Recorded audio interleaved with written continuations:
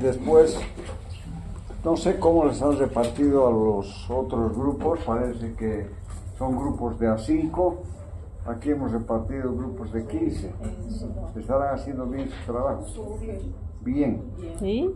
Hoy día no han ido los que tenían que ir, parece que han pedido permiso.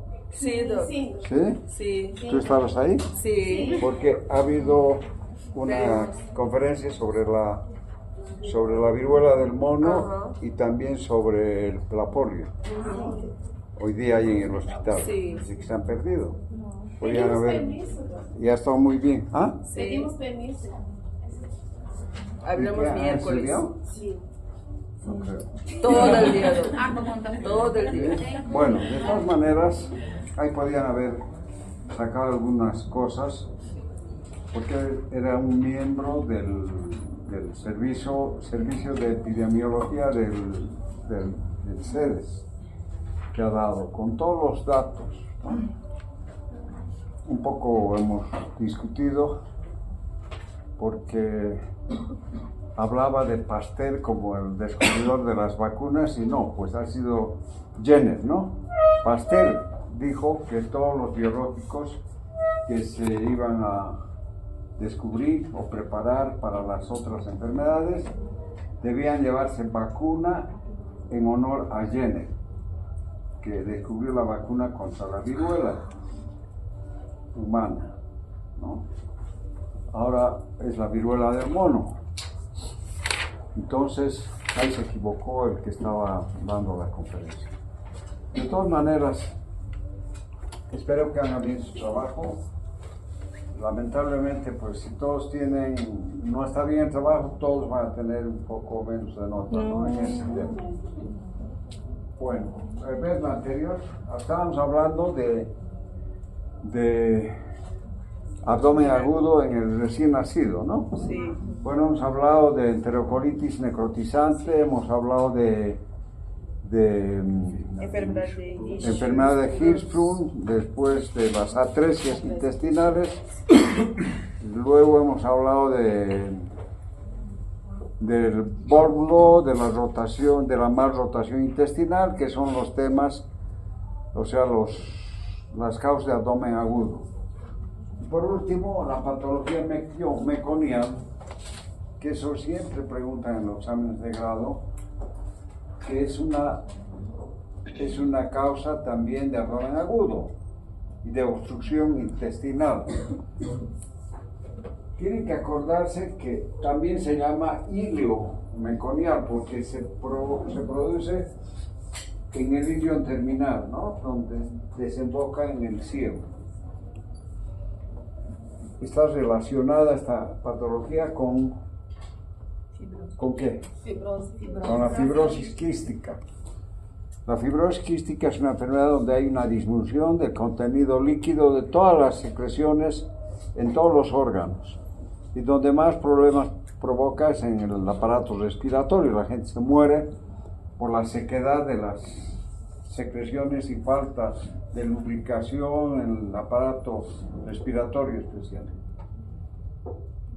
Pero el intestino puede producir esta falta de contenido líquido en el meconio, que se pone espeso, duro, alquitranado, pegajoso y produce obstrucción a nivel del ilio. Por eso se llama ilio meconial o patología meconial.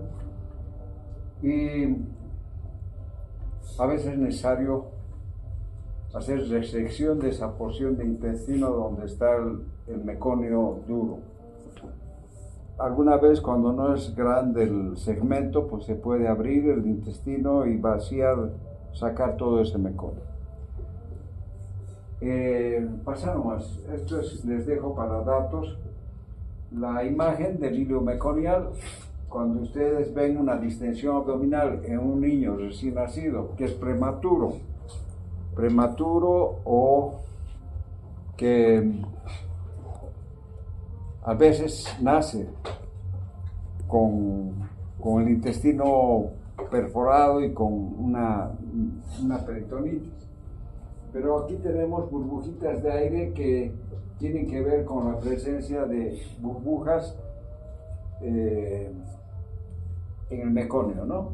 Y se ve a través de la radiografía un como vidrio esmerilado, ¿no? Eso se describe, como vidrio catedral, como ese vidrio de allá del fondo, ¿no? No sé si es... Bueno, entonces, un niño recién nacido con un abdomen distendido, con vómitos,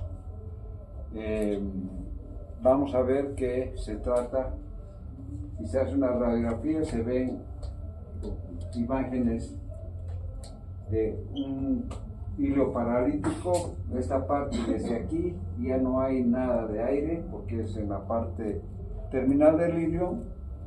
Están sobreponiéndose un poco a las asas intestinales al intestino grueso.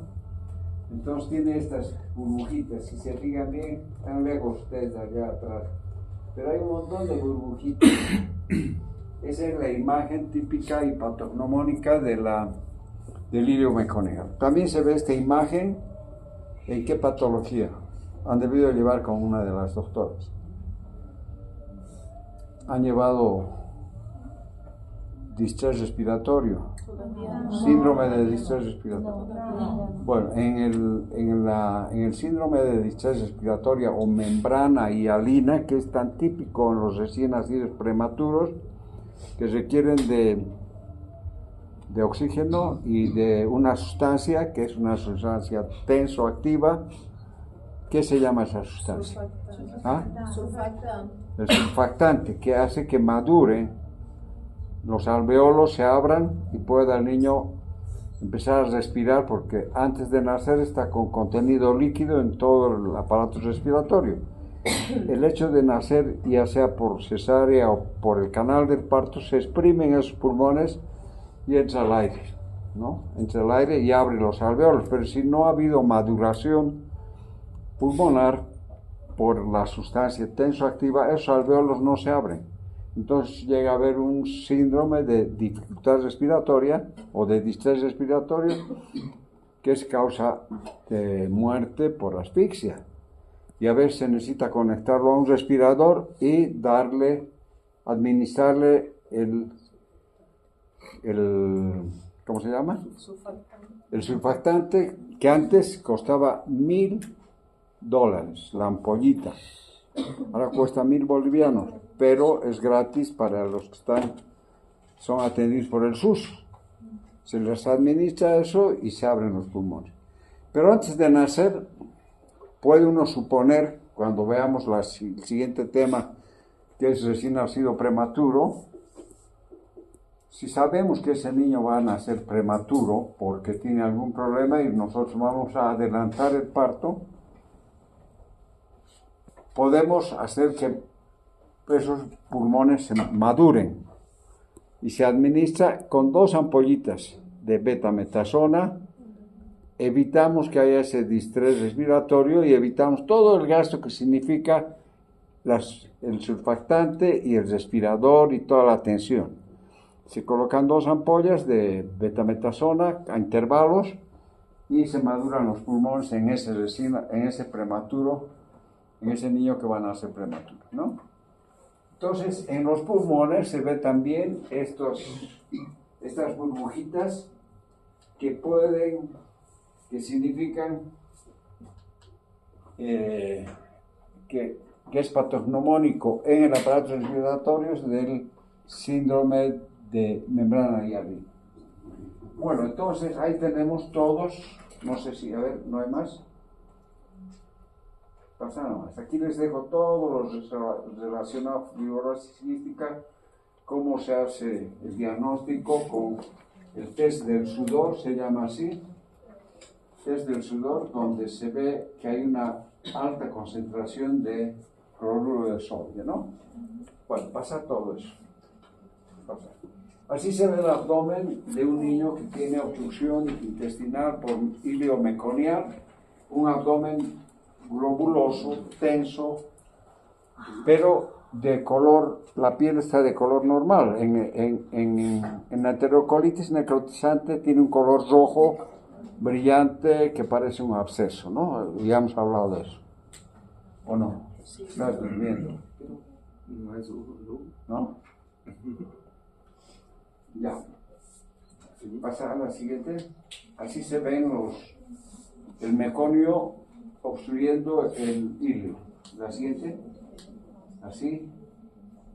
Bueno, la malrotación intestinal ya hemos visto cuando hemos hablado de ese ciego que se desplaza hacia la izquierda, llevando consigo estas bandas peritoneales que son las que mantienen al ciego fijo en la pared peritoneal, que se llaman bandas de Ladd, que obstruyen al duodeno, y es por eso que se forman en la radiografía dos burbujas, la doble burbuja del estómago y el duodeno. Ya hemos hablado de esos, pero para recordarles, ¿no? Esta malrotación intestinal puede provocar una torsión del intestino, provocando un segmento necrosado que se llama vórmulo intestinal. Ya. Entonces, malrotación es otra de las patologías que se consideran abdomen agudo. La siguiente. Bueno, entonces, no se olviden, esos son las patologías que constituyen abdomen agudo en el recién nacido. Puede haber una pregunta que diga, por ejemplo, abdomen agudo en el lactante, y se ponga todo esto: vórmulo, píloro, estenosis, y de pronto pongo aquí enterocolitis necrotizante, excepto. Entonces, el excepto va a ser enterocolitis necrotizante, ¿no? O sea, tienen que identificar. Estas patologías que vamos a ver ahora son después de nacer y después de que el niño se va a su casa. En las primeras semanas se van a presentar estos cuadros de abdomen agudo en el niño que ya está lactando. Por ejemplo, tenemos la invaginación intestinal que ustedes deben conocer. No ustedes. Te he visto hasta tu apéndice. ¿Estás con sueño? ¿Ah? Bueno, entonces, ¿ustedes saben esto? ¿De qué se trata esto? Invaginación intestinal. También se llama intususcepción. Ya, o sea, el intestino se mete dentro del propio intestino. El más frecuente es la invaginación iliocecal. O sea, el ilio se mete al ciego. ¿Y puedes recorrer, pasar, por favor? Este es el ilio que termina en el ciego, es el ciego, el apéndice, se mete el intestino. Puedes recorrer el colon descendente, transverso, el colon descendente, y pues salir por el recto, el intestino que se ha invaginado.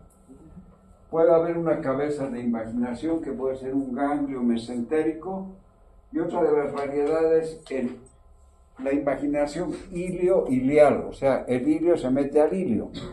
Esta otra es iliocecal, esta es ilio-ilial. ¿Por qué pasa esto? A veces, esto es lo que pienso yo, es una de las teorías que he leído en alguna parte, pero creo que es la más lógica. La mamá que lleva al bebé a su casa, le da el pecho, pero tiene que estudiar, así como ustedes, algunas mamás tienen su bebé, o que tienen que trabajar, entonces dejan con la abuelita, o con la hermana, o con alguien. Entonces, durante el tiempo que ella está en la universidad o en el trabajo, la niñera le da fórmula. Entonces, darle el pecho y la fórmula así en forma alterna, puede ser que produzca una desincronización del peristaltismo. Y por eso se mete una porción al mismo intestino, ¿no? O puede ser una cabeza de invaginación, que puede ser un ganglio que se encuentra en el mesenterio, por irregularidad del peristaltismo, se mete dentro del mismo intestino. Entonces, esa es una imagen, y si uno tarda en solucionar el problema, vamos a ver que va a haber necrosis de ese segmento invaginado, provocando perforación, peritonitis, sepsis y la muerte de ese paciente. O sea, ¿cuál es la manifestación clínica que ustedes tienen que pensar cuando ven un niño así? Decir, esta puede ser una invaginación intestinal. El niño llora, llora, llora, no hay con qué lo calmes. Y rechaza el pecho y no deja de llorar. A veces se toma tiempo, un segundo, y vuelve a llorar y llorar y llorar. Cuando vean, a eso se llama llanto continuo. Y puede verse una masa, que es la parte invaginada, se puede palpar en el abdomen. Entonces, llanto continuo y esa masa puede ser el diagnóstico. Puede ser que ustedes vivan en un edificio y hay una vecina, una mamá, se acerca y dice, mi guagua no deja de llorar, usted que está estudiando medicina, ¿qué puede ser? Entonces, tienen que pensar en eso. Pero también hay que hacer diagnóstico diferencial, ¿no? A veces la mamá está atendiendo al bebé, está comiendo, o el hermanito, y deja caer un pedazo de pan, un pedacito de pan, y ese pan se seca y la miga se queda en la espaldita del bebé, y llora y no puede pues sacarse esa pin. O la mamá se le cae el pelo. Entonces cae el pelo ahí en la cuna del bebé y ustedes busquen, vean sus deditos, ¿no? A veces un pelo está envuelto en el dedito. Eso se llama síndrome, ¿cómo se llama? Del tornisquete, ¿no? Porque se envuelve el pelo en el dedo y cuando uno se da cuenta está rojo o morado o ya necrosado el dedo, ¿no? Entonces hay que buscar, si no hay nada de eso, entonces piensen en una invaginación intestinal. Más aún si hay deposiciones que se llama en jalea de grosella. No sé si conocen ustedes la jalea de grosella. Es como flemas con sangre, ¿no? Entonces eso quiere decir que ya el intestino está sufriendo, ¿no? ¿Qué se hacía antes? Se ponía un enema de bario. El enema todos conocen, ¿no? Algunos les han puesto enema, ¿o no? O son vírgenes ahí de esa participación. Es un irrigador, así, que tiene más o menos para unos 2 litros de contenido. Ahí ponían bario, una manguerita y el bitoqui. Bitoqui es la parte que entra al anito. Se pone a una altura de 1 metro y se deja caer el bario.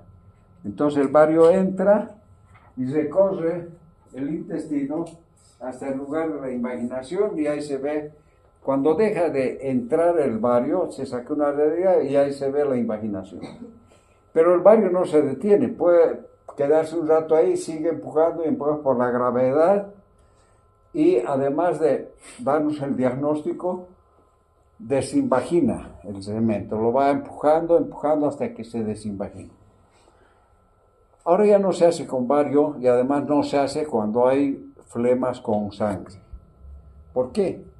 Porque puede ser que el intestino ya esté muy vulnerable, muy friable y puede perforarse, ¿no? Por la presión del bario. A veces se ha encontrado, cuando se ha abierto, se ha encontrado en el peritoneo bario, ¿no? Ahora se hace esto, pero con suero fisiológico, ¿no? O sea, en vez de bario se pone suero fisiológico y actúa de la misma manera. Pero si hay deposiciones con flemas y con sangre o esa deposición de aspecto de grosella, no hay que hacer, hay que operar directamente, ¿no? Entonces la operación consiste en desinvaginar este segmento, pero no estirarlo de acá, porque a veces uno se queda con el intestino en la mano. Hay que empujar esto de arriba hacia abajo, ¿no? Empujar así como exprimir para poder sacar el intestino y ver si está vital para ver que no haya que hacer una recesión intestinal.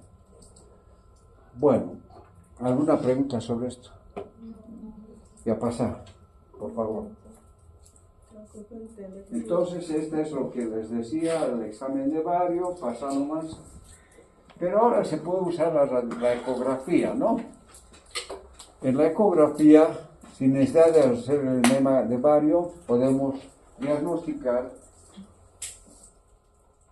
con el signo de Diana. Esto se llama signo Diana. Ya está, signo de Diana, ¿no? De la Diana. Es un anillo que es la imagen de la obstrucción, o sea, de la invaginación.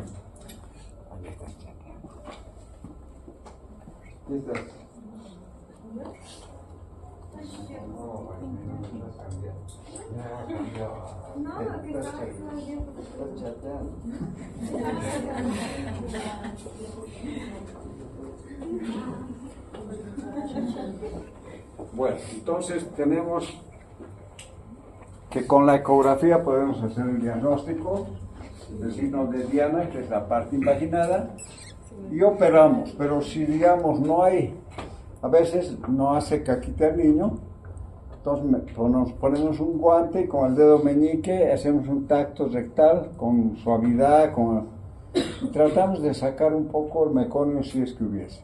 Y si sacamos meconio puro, podemos hacer el enema con suero fisiológico. Pero si está ya con jalea de grosella, hay que operar, ¿no? Pero tenemos también la ecografía. ¿La siente? Bueno, entonces la desinvaginación ahora es con la solución salina en vez de bario. Y si, en caso de que se perfore, pues hay el riesgo de peritonitis, shock, sepsis y la muerte del niño, ¿no? La siguiente. Tenemos esta otra patología, no se olviden, es en el lactante, o sea, a los pocos días que ha salido del hospital con su mamá. ¿Por qué se produce la estenosis hipertrófica del pilo? Esto se produce a la semana, primera, segunda semana de haber llegado el bebé a la casa. ¿Y cómo se caracteriza eso? También ustedes pueden de pronto participar porque de pronto el niño tiene un vómito, después dos, después ya los vómitos son más seguidos y al final ya no tolera nada. Vomita y vomita y vomita, y el vómito es característico, puede llegar hasta la pared, se llama vómito en proyectil. Vomita el chico y esa es la característica de la estenosis hipertrófica del pilo. Antes se pensaba, todavía puede ser cierto, que algunos casos se les relacionaban con un medicamento que se llama eritromicina. Ustedes deben conocer, han llevado ya con la doctora Amayas. La coqueluche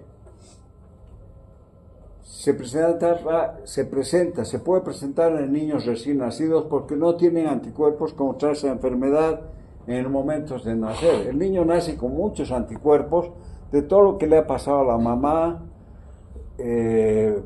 porque la mamá le pasa sus anticuerpos y duran más o menos 6 meses dentro de la sangre del niño. Pero la coqueluche, ¿qué otro nombre tiene la coqueluche? ¿Qué? ¿Tos perruna? Sí. Tos gatuna. ¿No? Se llama tos ferina, no tos perruna. Hay accesos de tos quintosa, se llama, quintas de tos. Son 5 o más accesos de tos.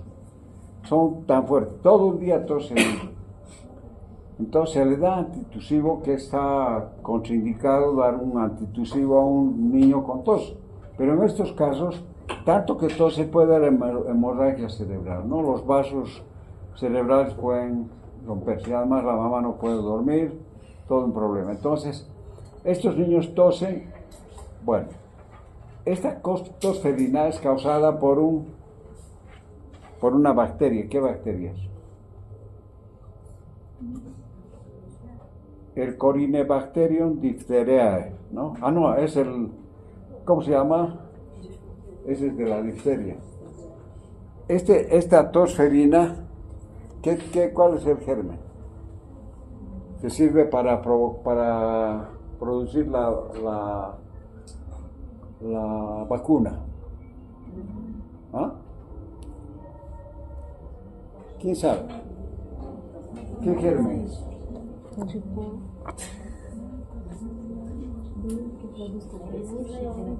De la coqueluche. Realmente no hemos llevado todavía vacunas porque hay un nuevo esquema de vacunación, ¿no? Bueno, antes a los niños se les daba la eritromicina para como una especie de profilaxis, porque había, digamos, una epidemia de coqueluche en la ciudad, entonces se les administraba a los recién nacidos una pequeña dosis de eritromicina, que es el medicamento que sirve para el tratamiento de la tosferina. ¿Y qué pasaba entonces? Se veía que estos niños más tarde, cuando salían del hospital, tenían esta estenosis hipertrófica del píloro. Salud. Aquí tenemos el estómago y aquí está el píloro. Empieza a hipertrofiarse el píloro y no deja que pase el contenido gástrico hacia el duodeno. Entonces va obstruyendo hasta que se obstruye totalmente y los vómitos son en proyectil. ¿Y qué pasa con el niño?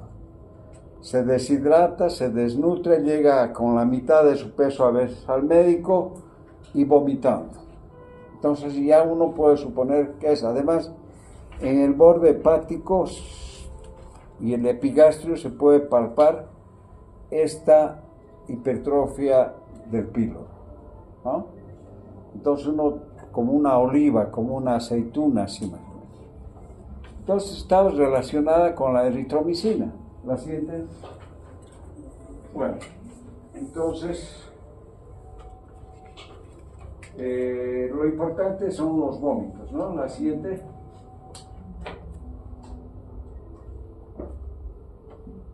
Más o menos entre las 2 a 8 semanas de edad, con un pico entre las 3 a 5 semanas de haber nacido, ¿no?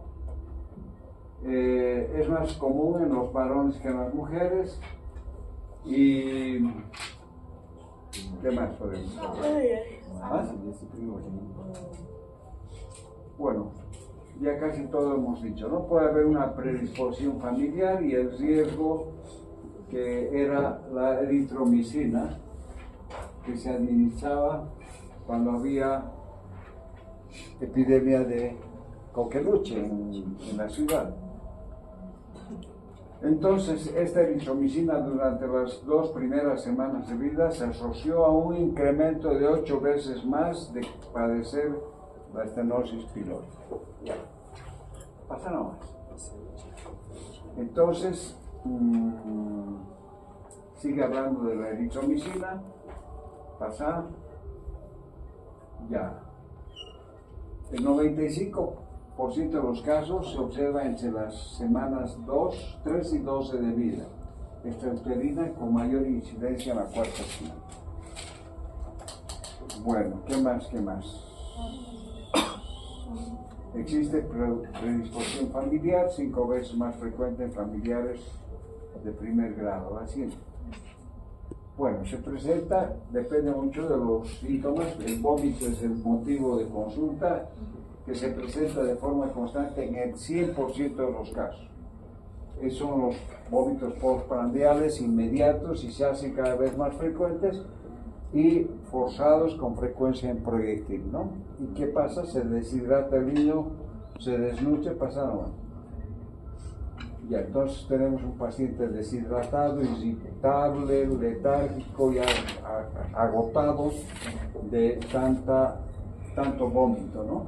La siguiente. Aquí tenemos la parte de la estenosis del píloro. Ya.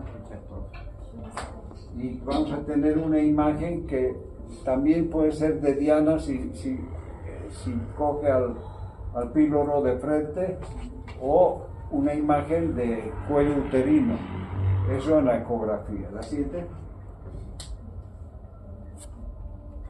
Bueno, eso de hiperbilirrubina vamos a ver que está asociado con todos los cuadros obstructivos intestinales, puede aumentar la posibilidad de hiperbilirrubina. La siguiente. Entonces el diagnóstico del 80-90% se logra basándose en la historia clínica, el estado físico, dejando los estudios radiológicos en caso de duda, la radiografía simple de abdomen, el ultrasonido y los estudios de tracto digestivo, a veces con medios de contraste, ¿no? La siguiente.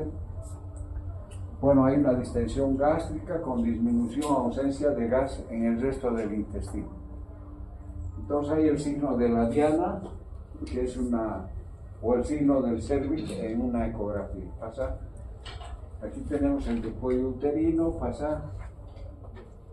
Aquí el signo de la diana y del cuello uterino, ¿no? Aquí está la hipertrofia del píloro, se ve bien, ¿no?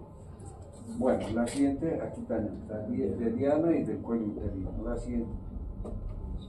Bueno, entonces, la ecografía es un buen procedimiento de apoyo diagnóstico y la siguiente. El tratamiento en realidad, bueno, si ustedes se ven un caso en la provincia, en algún lado, y el niño vomita, logran palpar la oliva, pues hay que ponerle un suero, corregir la deshidratación, evitar darle por boca y luego tratar ponerle una sonda nasogástrica para vaciar ese estómago y evitar que se broncoaspire, ¿no? Calentadito con suero, reponiendo el líquido. Más o menos se calcula para el requerimiento de líquidos en ese niño es más de 100 porque ya está deshidratado. Entonces hay que darle 100 ml por kilo de peso. Si pesa 3 kilos, se le da 300 ml. Eso se calcula. El goteo, ¿cómo se calcula el goteo? Tú. Tienen que saber eso, ¿no? ¿Cómo se calcula? La cantidad de líquido a pasar se divide entre el tiempo que tú vas a querer que pase esa cantidad de líquido.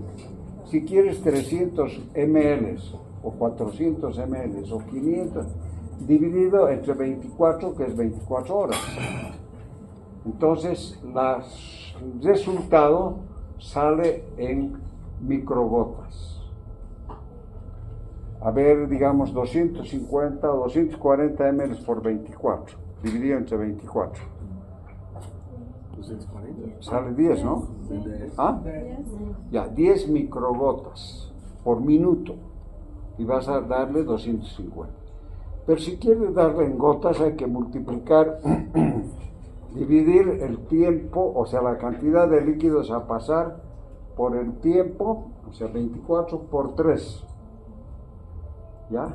Y ahí eso divides el tiempo dividido entre 24 por 3, entre 72. Eso sale en gotas.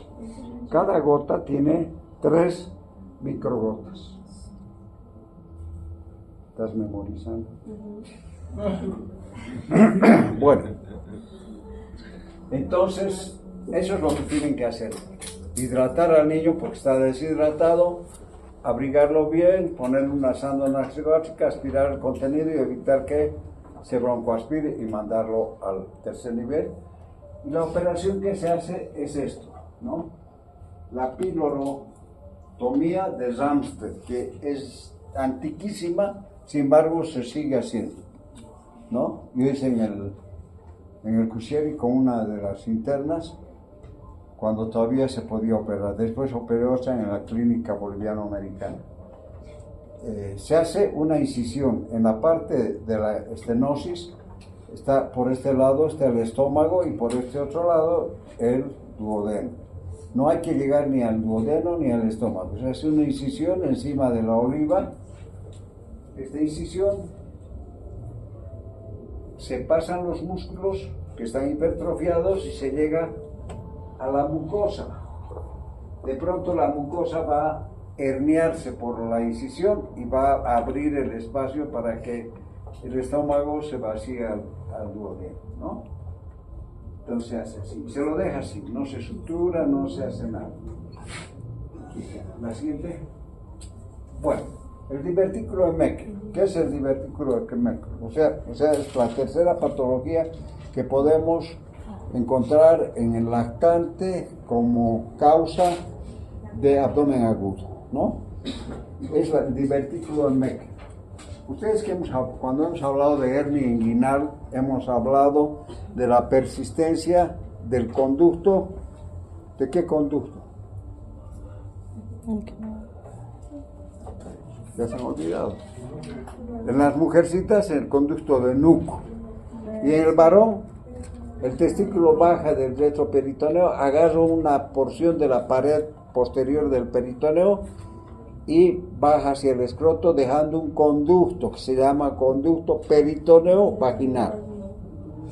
Este conducto normalmente se cierra, pero cuando no se cierra da lugar a un hidrocele comunicante, a un hidrocele no comunicante, a un quiste de cordón, a una hernia inguinal o a una hernia inguinoescrotal.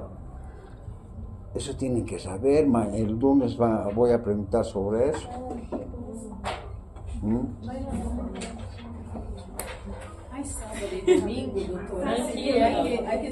Bueno, en el divertículo de Meckel es una situación parecida, ¿no?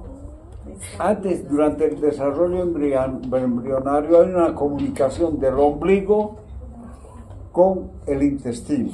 Se llama conducto ónfalo-entérico. En los libros, en algunos textos que hay por ahí o en algún artículo de internet va a decir conducto ónfalo-mesentérico, pero no es mesentérico. Aquí está el mesenterio, aquí atrás, y este es el conducto, ¿no?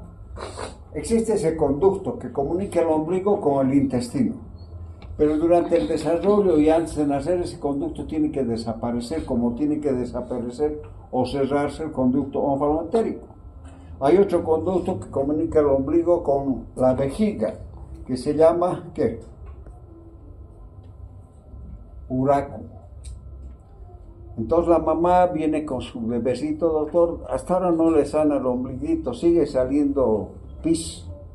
Entonces si sale pis, si ustedes comprueban, pueden inclusive poner una sondita y está comunicado con la vejiga, se llama uraco. Pero si sale caquita del ombligo, es persistencia del conducto ónfalo-entérico. Entonces ya tienen que operar y retirar ese conducto, como se retira el conducto en la hernia inguinal. Pero hay algunos casos en que se cierra parcialmente y queda un resto embrionario de ese conducto que debería llegar hasta el ombligo, pero se va cerrando y se queda esto, ¿no? Eso se llama, que se puede encontrar, puede ser un hallazgo. Yo he encontrado varios operando apéndices. He operado un apéndice y veo que el apéndice es sano. Entonces, si está el apéndice sano, voy retirando el intestino, el hilio y después sale el divertículo.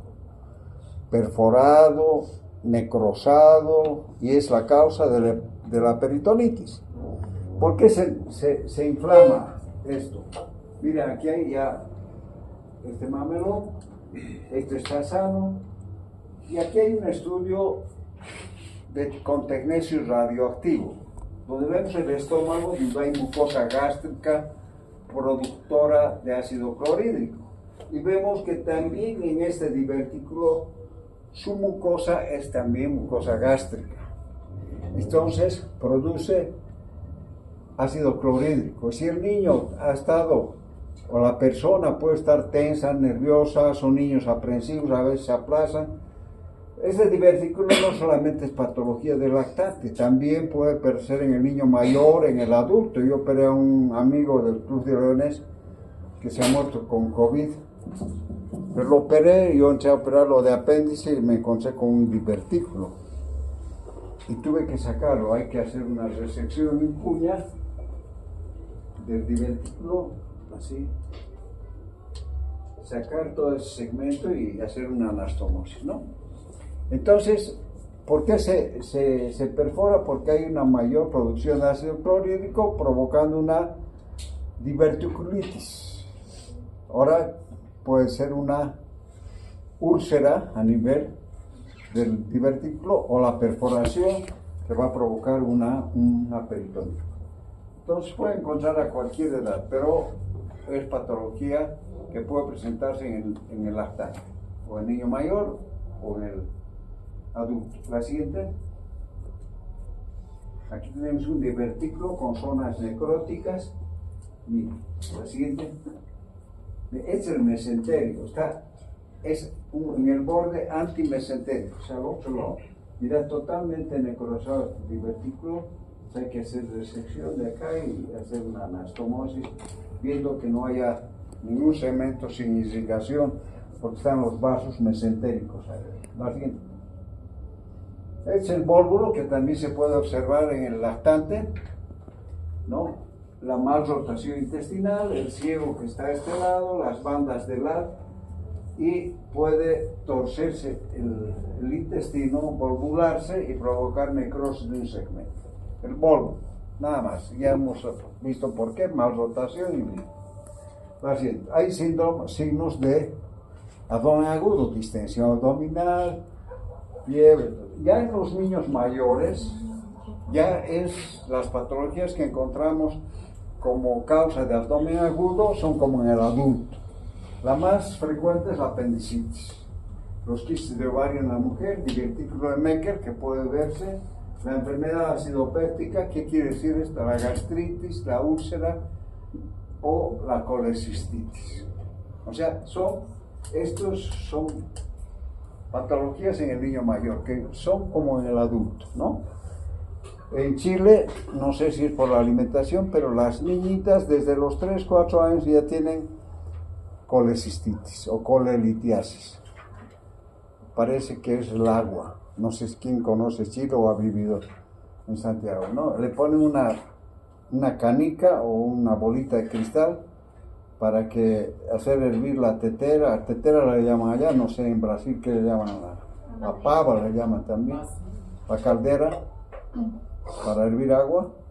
Entonces le ponen la bolita y cuando está hirviendo la bolita se mueve adentro y evita que se sedimente, o sea que toman agua con sedimento, ¿no?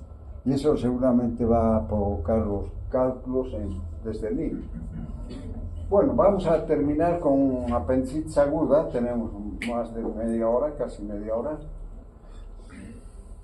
Esto, un resumen de lo que es apendicitis aguda en el niño, que se diferencia un poco de la apendicitis aguda del adulto en algunas cosas, pero en general es el mismo proceso, pero se diferencia por la edad. Porque tú cuando examines a un niño, todo le duele, no puedes sacar mucha información del niño, entonces tienes que hablar con la mamá. El niño no cuenta su historia como quisiéramos, o sea, tenemos que tener paciencia, sentarnos, palpar ese abdomen, donde palpes, grita el niño, pero ahí va a haber un lugar donde palpas y va a ser mayor la reacción del niño, y ahí es donde, digamos, es la zona donde hay el dolor. Habíamos hablado de que hay que considerar el tipo de dolor, la localización del dolor, la duración del dolor y los signos y síntomas que acompañan a este dolor. Vamos a ver, pasar por favor. Tenemos primero, hay una obstrucción en la luz del apéndice. ¿Qué es lo que causa la obstrucción en el apéndice? ¿Quién me dice? Va a tener un premio. ¿Ah? Fecalitos. ¿Qué? Fecalitos. Ficalito. Fecalitos. ¿Qué quiere decir fecalito? Feces. ¿Qué quiere decir fecalito? Feces. Feces. ¿Ah? Heces. Ese. Reseca. No, pero Caca. ¿qué quiere decir fecalito? Isso. Como cálculo. Feca es caca. Isto. Y lito, Como piedra. piedra. Ahí en... ¡Ay, ay! No te...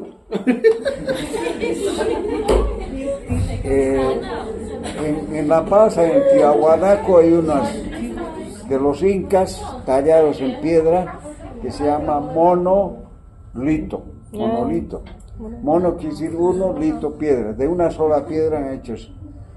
todo lo que es litografía, colelitiasis, ¿no? Litiasis renal, todo lo que es lito. Entonces, es una de las causas, pero cuando les pregunten en el examen de grado sobre la causa de obstrucción del apéndice, la primera causa es la hiperplasia linfoide, la segunda causa es fecalito, la tercera puede ser obstrucción por parásitos, semillas, cuerpos extraños.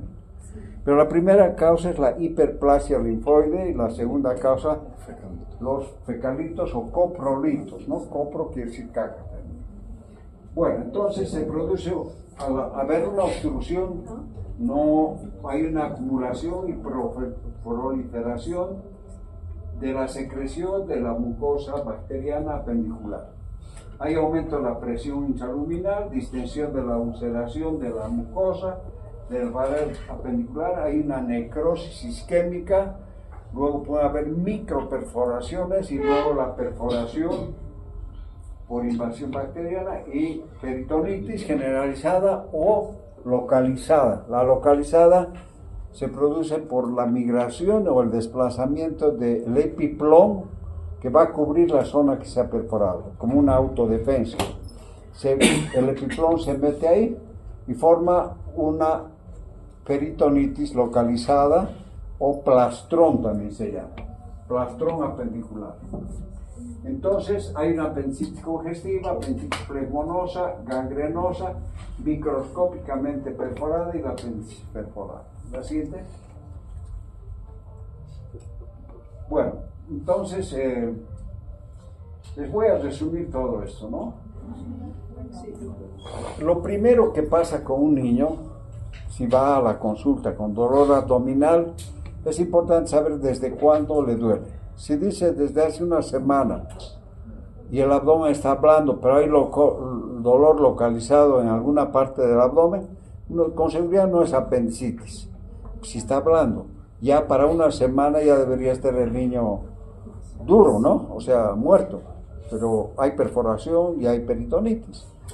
O sea, el cuadro, pasar por favor, no dura más de 24 a 36 horas en una apendicitis.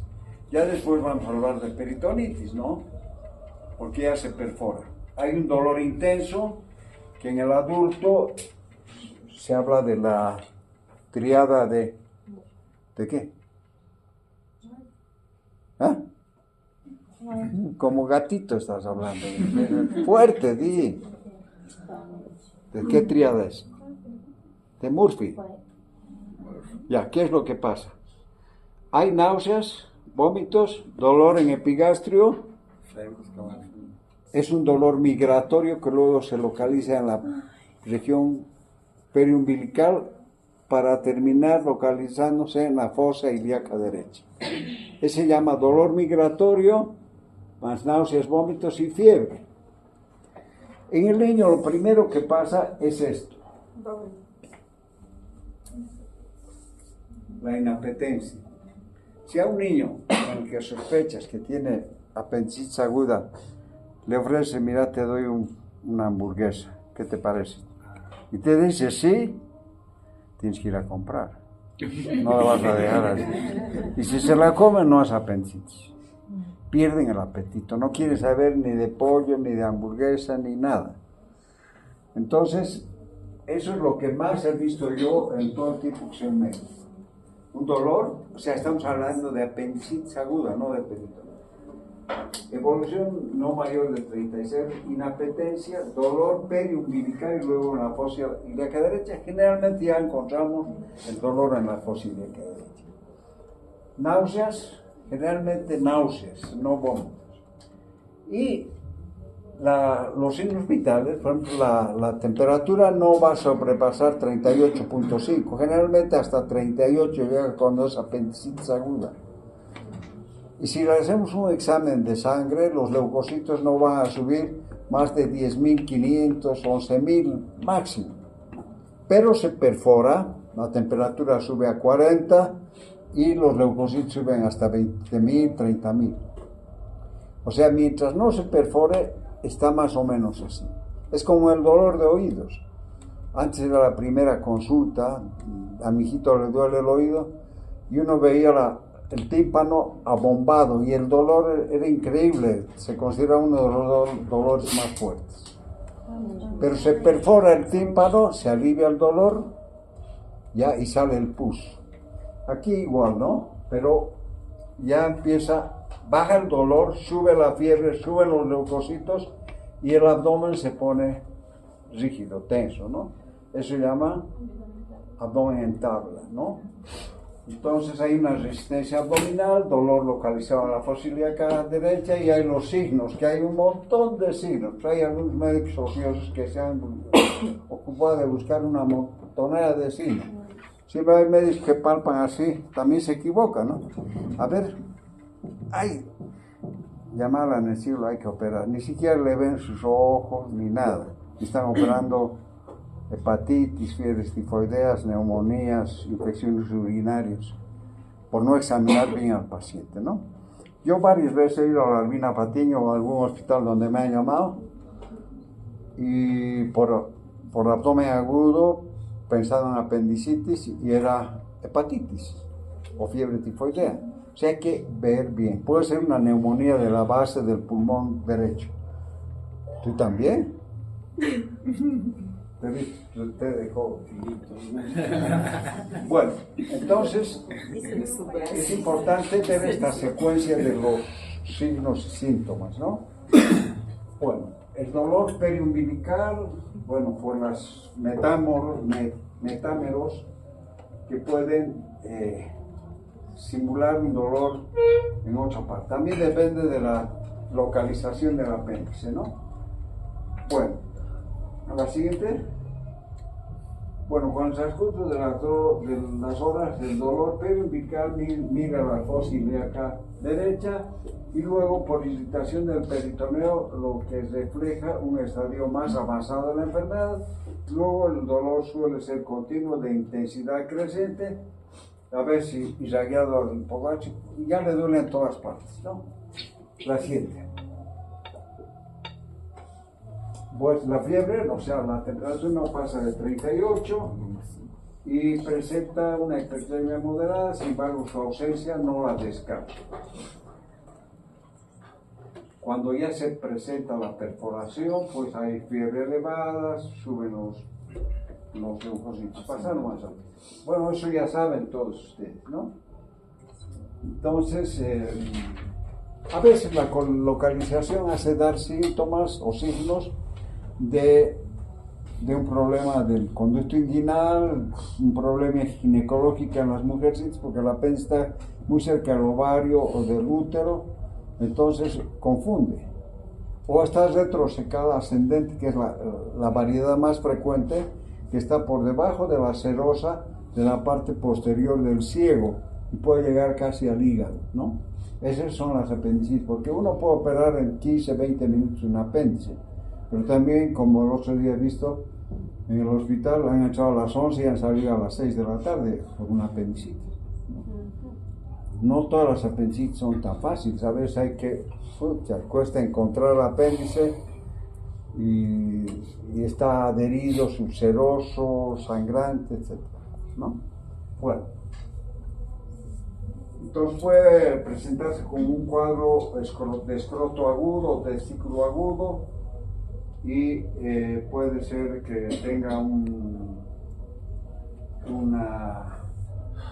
que parezca un cuadro ginecológico, porque está cerca de la vagina o del útero, de la trompa, ¿no?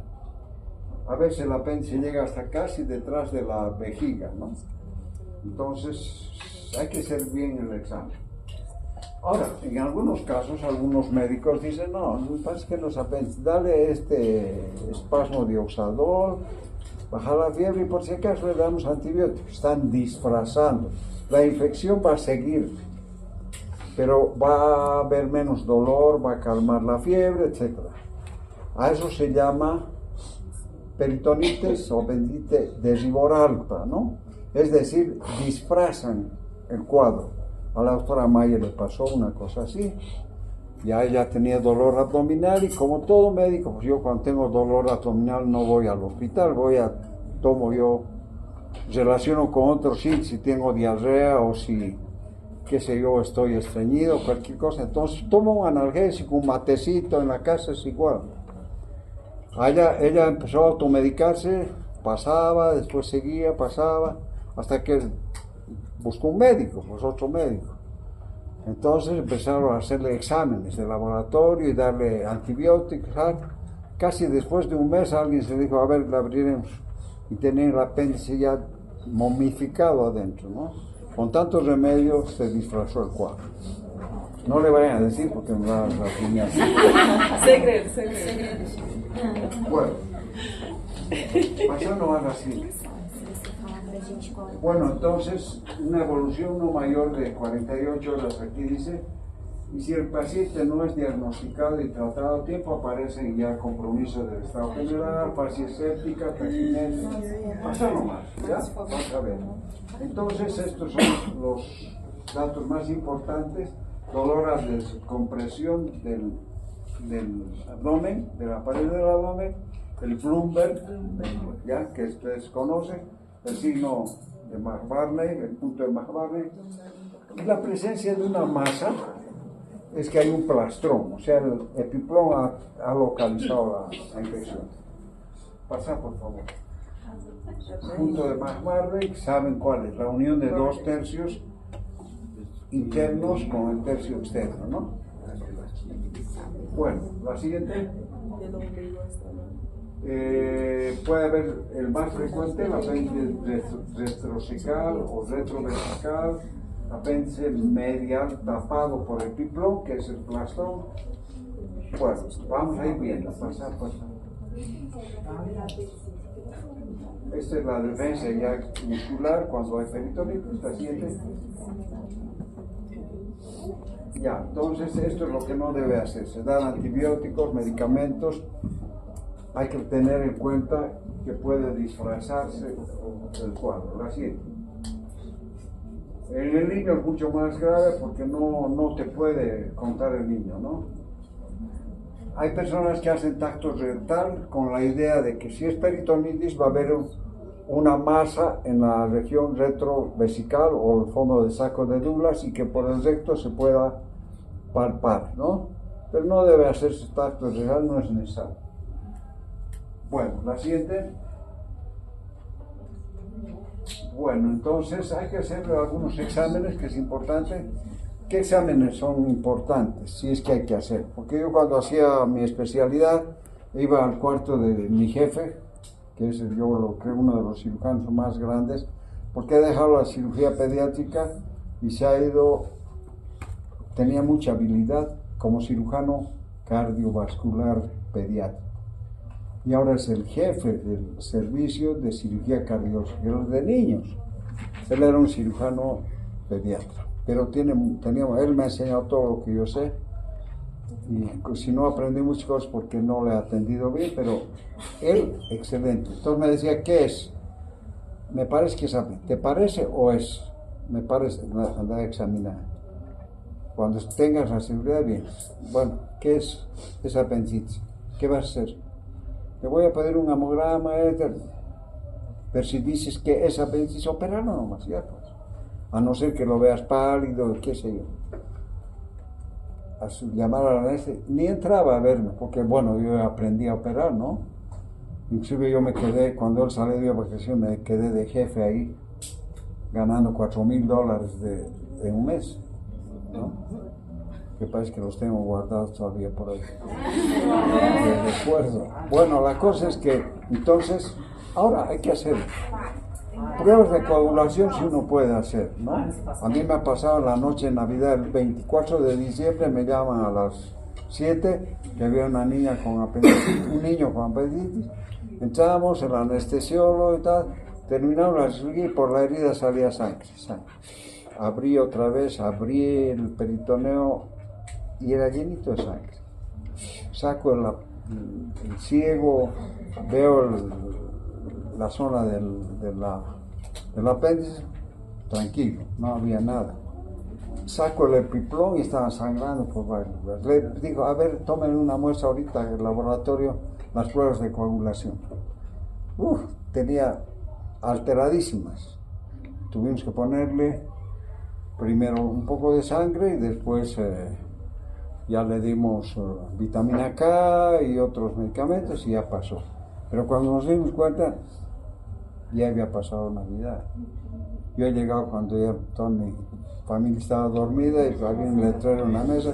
Mañana a mediodía celebramos la Navidad. Bueno, entonces es así, ¿no? Ahora hay que pedir si se puede mientras. A mí me han llamado el otro día en el ascensor, estaba yo con... Sí. Me llamaron para una apendicitis en la clínica. Entonces tú hasta que llegas le pueden hacer un coagulograma, ver si no hay anemia y otras cosas, la función renal, la glicemia, etc. Bueno, entonces si ya uno tiene el diagnóstico hay que ponerle la vía, porque este paciente no ha comido nada, está deshidratado, darle analgésicos si ya está seguro de que es una apendicitis, ponerle una sonda nasogástrica para evitar que se vomite o tenga, y antibióticos en caso de que consideres que ya hay una peritonitis. Lo siguiente, rapidito, tenemos 10 minutos. Estas son las patologías clínicas con las que tienes que hacer diagnóstico diferencial. Son patologías en las que no puedes operar, no deberías operar.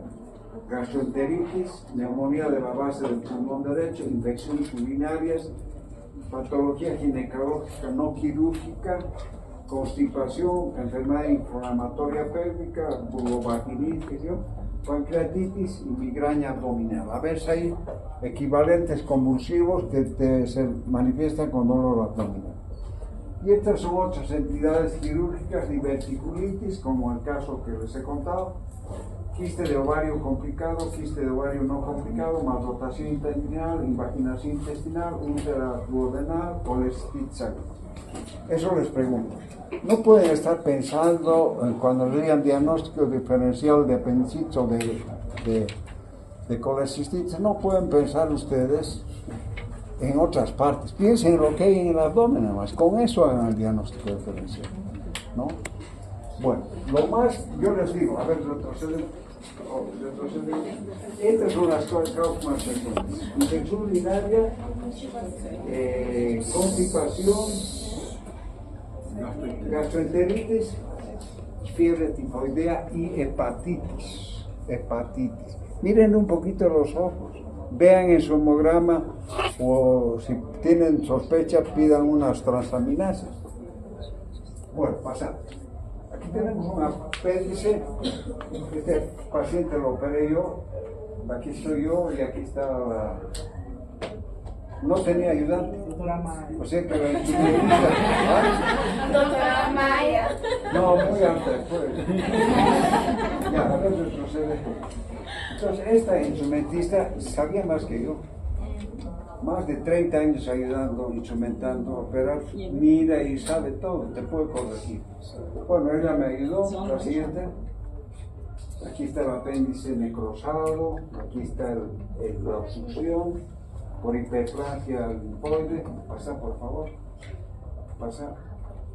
Aquí tenemos, mira, todo esto necrosado, aquí está el coprolito o la obstrucción. La siguiente. Bueno, aquí es la misma, ¿no? El mismo paciente. Entonces, un día me llaman los niños menores de 4, 5, 6 años.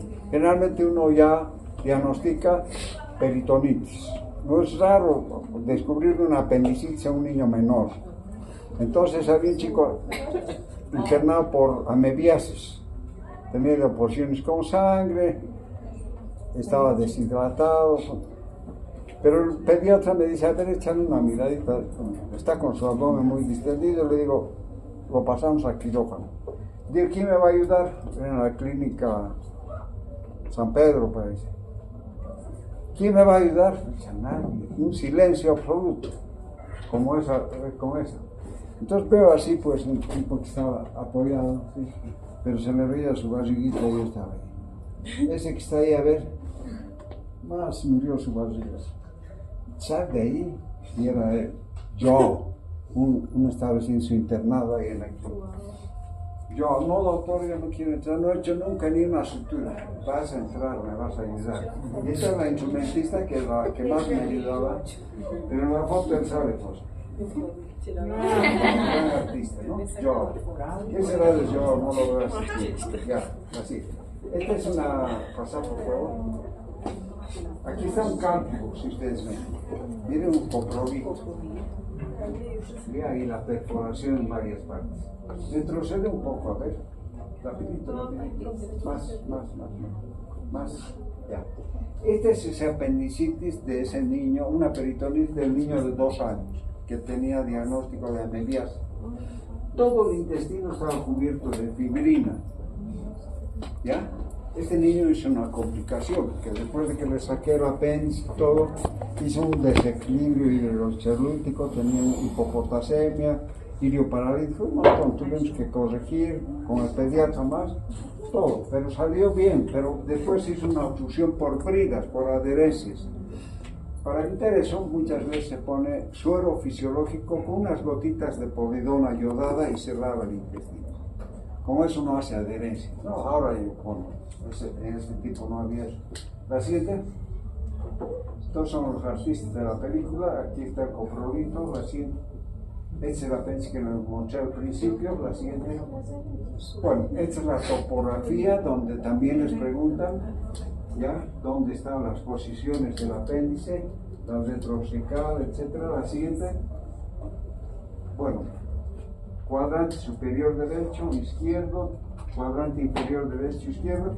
Y esto es lo importante. Si ustedes tienen un dolor en hipocondrio derecho, vesícula.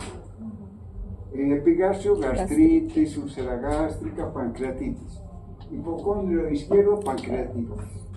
Flanco vacío derecho, infección urinaria, puede ser el punto ureteral. El mesogastrio o región umbilical, puede ser una gastroenteritis. Flanco vacío izquierdo, puede ser una constipación. La fosa ilíaca izquierda, constipación. Hipogastrio, infección urinaria, fosa ilíaca derecha, apendicitis, ¿no? Bueno, no siempre es así, pero tiene que ver bien la división topográfica. La siguiente. Bueno, estos son otra patología en el niño mayor, los quistes de ovario. Generalmente ustedes se agarran así con los dedos. ¿No? Esa es una porción de dolor. La siguiente. Na próxima classe, não? ¿Qué? Para a próxima classe, não? ¿Qué dice? São um diagnóstico diferencial, não vai dar. Mais fácil. 5 minutos. Este es el divertículo que se puede ver en el niño mayor y la úlcera gástrica, la perforación del estómago cuando son los niños así aprensivos, bien introvertidos. Hay un aumento de la... Esto es la colecistitis, ¿no? Los cálculos en la vesícula. La siguiente. Bueno, estos son los diagnósticos diferenciales. Pasen. Esto también ya hemos visto. Pasar. Passa tudo, né? Bueno, lo importante es que ustedes, a ver, pasar. No se olviden de la siguiente. De todo, a ver, pasar una más. El fecalito en la radiografía se puede ver, los cálculos en el área y puede haber de repente otra patología a nivel de la vesícula. La siguiente. Esto es lo que quiero que ustedes vean, ¿no? La clínica sigue siendo la piedra angular en el diagnóstico del abdomen agudo. La clínica, hay en otros hospitales, dolor abdominal, pon un laparoscopio, a ver, no hacer cirugía laparoscopio, sino la laparoscopio. El hígado está bien, la vesícula está bien, el apéndice está bien. Aquí hay un divertículo, es una divertículo, bueno, sabemos operar. Así hacen diagnóstico, ya no examinan, ¿no?